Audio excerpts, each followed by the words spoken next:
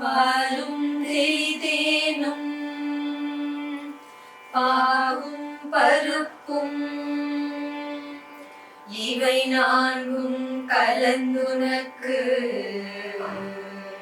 நான் தருவேன். கோலம் துங்கக் கரிமுகத்து தூமணியே நீ எனக்கு சங்கத்தமிழ் மூன்றும் மண் கண்டவன் குடை கீழாக மேற்பட்ட மன்னரும் என் பண் கண்டளவில் பணிய செய்வாய். படைப்போர் முதலாம் விண் கண்ட தெய்வம் பல கோடி உண்டேனும் விளம்பில் உன் போல் கண் கண்ட தெய்வம் உலதோ சகல கலாவல்லியே. தெளிவு குருவின் திருமேனி காணல் தெளிவு குருவின் திருநாமம் செப்பல் தெளிவு குருவின் திருவார்த்தை கேட்டல் தெளிவு குருவின் திருவுரு சிந்தித்தல் ஜாலியே.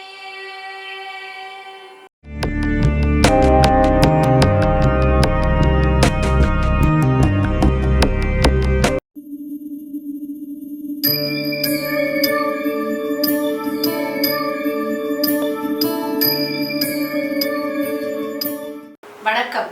ரகசிய உண்மைகள் சேனலோட கதையும் கானமும் நிகழ்ச்சியில நம்ம கணேச பஞ்சரத்னம் பார்த்துக்கிட்டு இருக்கோம். இன்னைக்கு நம்ம 5வது ஸ்லோகத்தை பார்க்க போறோம். நிதாந்த காந்த தந்த காந்தி மந்த காந்த காத்மஜம் அச்சிந்த்ய ரூபமந்த ஹீன மந்தராய கிருந்தனம் ஹ்ருதந்தரே நிரந்தரம் வசந்தமேவ யோகினா தமேக தந்தமேவ தம் விசிந்தயாமி சந்ததம் விசிந்தயாமி சந்ததம்.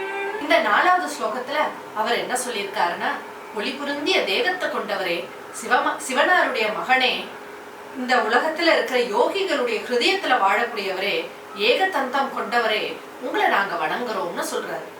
ஏகதந்தன்ற பேரு பிள்ளையாருக்கே பெருமை சேர்க்கக்கூடியதான். அதுக்கு கூட ஒரு கதை இருக்குங்க. வியாச மகரிஷி மகாபாரதம் எழுதணும்னு நினைச்ச போது எல்லாரையும் கேட்டாராம். தான் வேகமா சொல்லிக்கிட்டே போற அந்த விஷயங்களை நடுப்புற தடை இல்லாம தொடர்ந்து எழுதிக்கிட்டே வரணும்னு. பலரும் இதை கேட்ட உடனே அவ்வளவு தொடர்ந்து எழுதுறது ரொம்ப கஷ்டமா இருக்குமே அப்படின்னு ஒதுக்கி போயிட்டாங்க. அப்போ யாரு கேக்குறதுன்னு யோசிச்சப்போ தன்னுடைய பக்தனான வியாச மகரிஷியுடைய கஷ்டத்தை புரிஞ்சுக்கிட்டு பெருமான் அவரே, விநாயக பெருமான் அவரே இறங்கி வந்து நான் உனக்கு உதவி செய்யறேன்னு சொன்னாராம். வியாச மகரிஷி தொடர்ந்து எழுதணும் பெருமானே அப்படின்னு சொன்னப்போ, நீ சொல்லிக்கிட்டே வா நான் எழுதுறேன்னு தானே வந்து அதை எழுத ஆரம்பிச்சாராம். அவர் சொல்ற வேகம் போய்கிட்டே இருக்கும் பொழுது ஒரு தடவை எழுதிட்டு இருந்த எழுத்தாணி முறிஞ்சு போயிடுதான். அப்ப என்ன செய்யறதுன்னு உடனே தன்னுடைய கொம்பொன்ன உடைச்சு அதையே அப்படியே அவர் வந்து அதனாலேயே மகாபாரதம் எழுதினதா சொல்லுவாங்க. ஆக தன்னுடைய பக்தனுக்காக தன்னுடைய கும்பையே உடைச்சு அவருடைய காரியத்தை தான் ஏத்துக்கிட்டபடி நிறைவேற்றி கொடுத்து நமக்கு பெருமையான மகாபாரதத்தை தந்தவர் நம்மளுடைய விநாயக பெருமான். அவரை அதனாலதான் ஏகதந்தன்னு சொல்றாங்க. இப்போ அந்த விநாயகரை ஒரு பாமாலையால நம்மளும் வணங்கலாமா? ஜகம் புகழ்பதி ஸ்ரீ குணாநிதி உன் சேவையே கதி. ஓம் கணபதி ஜகம் புகழ்பதி ஸ்ரீ குணாநிதி உன் சேவையே கதி.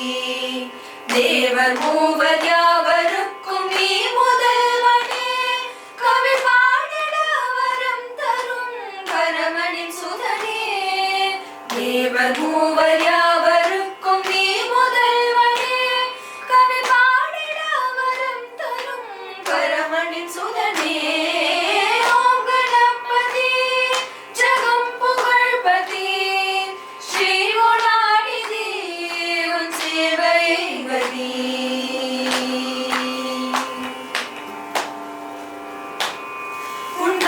மலரடி என்றும் கதியன பிடி என் சகல வினைகளும் மகள இருத்தடி உன் கமல மலரடி என்றும் கதியன பிடி என் சகல வினைகளும் மகள இருத்தடி தகிட தகிட தாம் தோம் என தரணியினில் நடமாடிடும் தாண்டவன் புதல்வனியமையாண்டருளும் சீலனில் தகிட தகிட தாம் தோம் என தரணியினில் நடமாடிடும் தாண்டவன் புதல்வனியமையாண்டருளும் சீலனில் சகம கம பம பனி நிரி சனி பம கம பம கம கம பனி ம பனி சனி சக சனி பனி பம கம பம பனி ஓம் கணபதி ஜகம் புகழ்பதி ஸ்ரீ குணாநிதி உன் சேவையே கதி நீவ மூவர் யாவருக்கும் நீ முதல்வனே கவி பாடிட வரம் தரும் பரமனின் சுகனே ஓம் கணபதி ஜகம் புகழ்பதி ஸ்ரீ குணாநிதி உன் சேவையே கதி.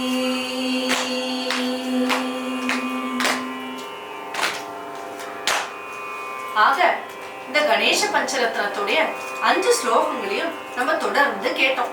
இந்த கணேச பஞ்சரத்னத்தை படிக்கிறதுனால நமக்கு என்ன பலன் கிடைக்கும்ன்றதையும் ஆதிசங்கரரே பலஸ்துதியா சொல்லியிருக்கிறார். அதையும் இப்ப கேட்கலாமா? महागणेश पञ्चरत्नमादरेण योन्महं प्रजल्पति प्रभातके हृदि स्मरन् गणेश्वरम् अरोगतामतोषता सुसारितीं सुपुत्रतां समाहितायुरक्षपूर्तिमप्युपैति सोचिरात्. இந்த கணேச பஞ்சரத்னத்தை தொடர்ந்து யாரு பக்தியோட அதிகாலையில படிக்கிறாங்களோ அவங்களுக்கு எல்லா நலன்களையும் கொடுத்து அருள் செய்வாருன்னு நமக்காக ஆதிசங்கரர் இந்த கணேச பஞ்சரத்தை கொடுத்திருக்கிறார். இந்த கணேச பஞ்சரத்தை எல்லாரும் படிச்சு பயனடையணும்னு சொல்லி மறுபடியும் அடுத்த ஒரு வீடியோல சந்திக்கிறேன்னு உங்க எல்லாருக்கும் நன்றி கூடி விடைபெறுகிறோம். நன்றி, வணக்கம்.